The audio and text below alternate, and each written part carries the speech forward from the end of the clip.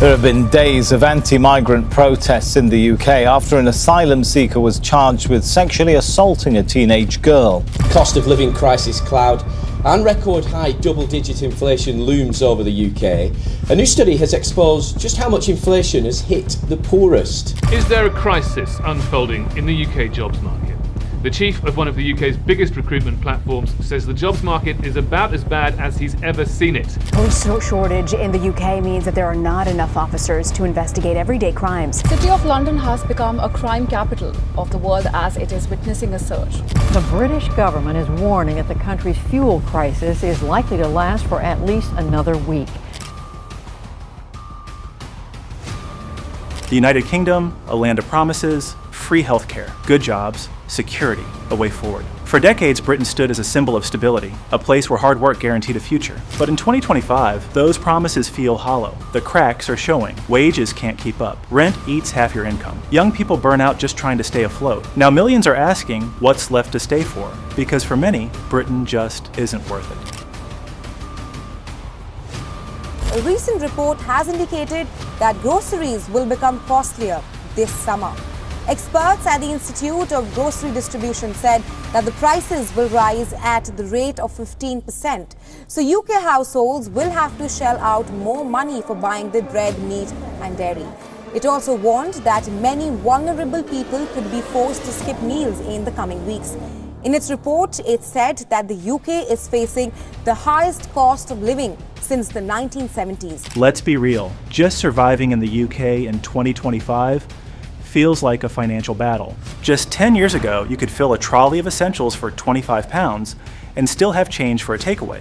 Today, that same basket costs you £50 to £56 per week, rising over 27% since 2022. What once felt affordable now bleeds your bank account dry. And it's not just food. Rent is brutal. The average monthly rent in the UK hit £1,276 in June 2025. A 10.4% increase in just 1 year. In London, try £2,633. And no, that's not for a penthouse, that's average. Utilities don't even start. Sure, energy prices dipped slightly after the 2023 peak, but you're still paying 50% more than you did in 2020. And it doesn't stop there. Water bills have gone up. Wi-Fi's pricer, council tax, it's basically on an escalator with no off switch. And while everything around you gets more expensive, your income, stuck in the past. On paper, you might be earning more than a few years ago, but in reality, real wages have barely kept pace with inflation. Between 2022 and 2025, prices surged. By June 2025, inflation CPIH hit 4.1%, double the Bank of England's 2% target. Sounds small? It's not. Over time, it quietly drains your wallet. So yes, average pay rose around 5% a year, but with inflation hovering between 4% and 9%, real wages flatline. Your paycheck looks fatter, but it buys less. Rent, food, energy, all sprinting ahead. Your wage, still limping behind. In 2025, surviving the UK economy isn't a lifestyle, it's a fight, and more are choosing not to play. First up, let's look at the numbers, and the headline unemployment figure, 4.6%, the highest it's been for 3 years. Now, before the pandemic, it was around 3.8%, spiking during COVID before falling to around 3.5% by the middle of 2022. Stay with me now. Since then, with plenty of peaks and troughs, the rate of unemployment has been trending higher. And we know that the start of this year was pretty fragile, culminating in a loss of more than 100,000 payrolled employees in May. There are now around 270,000 fewer payrolled employees than this time last year. That brings us to the second half of this mess, employment. Or rather, what's left of it? Imagine this. You did everything right. Got the degree, sent the CV, showed up, pushed through. And for what? A job that barely pays enough? Or worse, no job at all. In 2025, that's the reality for far too many. The UK unemployment rate may look low at 4.3%. Scratch that surface and you'll find a surge in underemployment. Millions are stuck in part-time roles when they need full-time pay. In fact, over 1.3 million people are officially underemployed in the UK, and that's a conservative estimate. Others are at the mercy of zero-hour contracts, where there's no guaranteed minimum number of working hours. Gig work, it's no longer a side hustle. For many, it's their entire hustle. Couriers, delivery drivers, freelancers, grinding nonstop for inconsistent pay and zero benefits. And those lucky enough to be employed, most are overworked, underpaid, and one surprise bill away from crisis. You already saw how rent, groceries, and bills are tearing through paychecks. But the job market, it's not offering any relief. Instead, it's making things worse. Job security? Practically a luxury now. More people are jumping between short-term contracts and gig apps than climbing career ladders. Even so-called stable careers are collapsing. NHS nurses, teachers, social workers, the very backbone of public life, are quitting in waves. In 2024 alone, over 40,000 nurses left the NHS. Not chasing better jobs, just sanity. And so, people leave, coders log into overseas jobs, baristas book flights to Canada, engineers head to Germany. The UK job market isn't just losing talent, it's forcing it out. Another day, another protest. Protesters gathered near the Bell Hotel in Epping Forest in Essex, where, of course, a migrant staying at a local asylum hotel has been charged with an alleged sexual offence against a local schoolgirl. Concerned locals down there today, there they are on your screen, they want the hotel shut down, and they include worried mums and dads who fear for their kids' safety.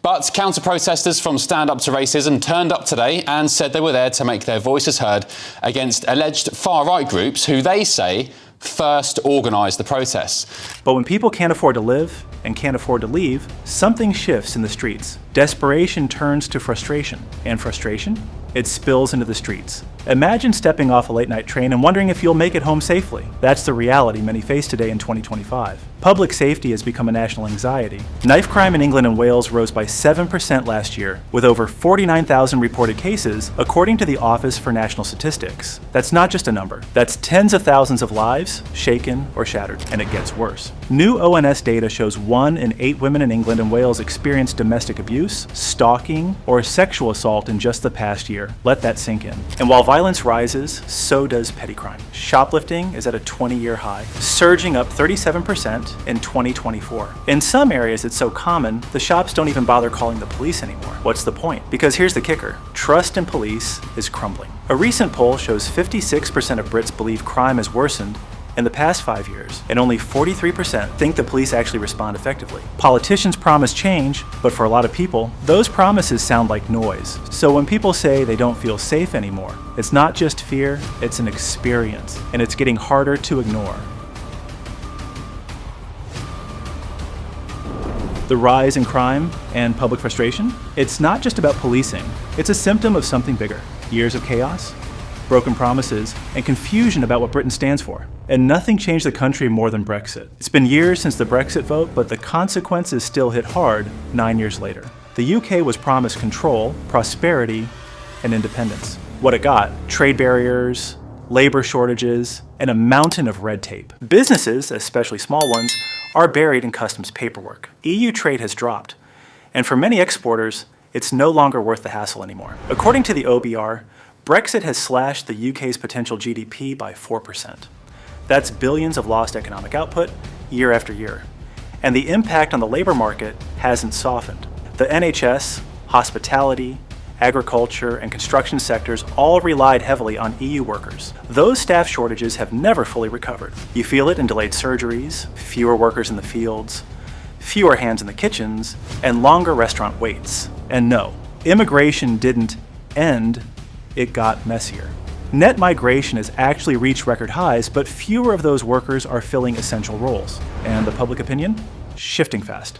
According to recent polls, more Brits now believe Brexit was a mistake than ever before. Brexit was supposed to make things simpler, but in practice it has added complexity to everything, from trade routes to airport queues. So where does all this leave people? The cost of living crisis, rising crime rates, wages that don't keep up, political promises that fade the minute they're made. For many Brits, it's not just disappointing, it's exhausting.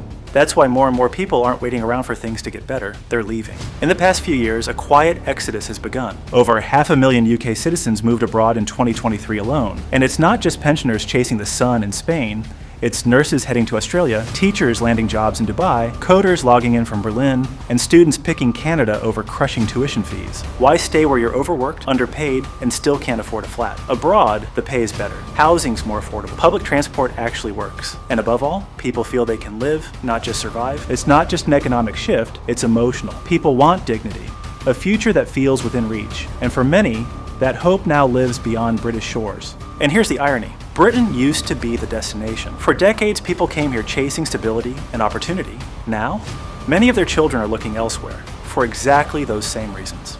In 2025, the United Kingdom isn't the promised land it once was. The jobs don't pay, the bills don't, and the road ahead feels uncertain. So people are packing up and starting over. And when other countries offer a better deal, who can blame them? The UK used to be the destination. Now it's the departure point. It's not just about money, it's peace of mind people are after. But what about you? Do you think the UK still offers a good life? Or has its shine worn off? Drop your thoughts in the comments below. And if this video gave you something to think about, hit like and subscribe for more.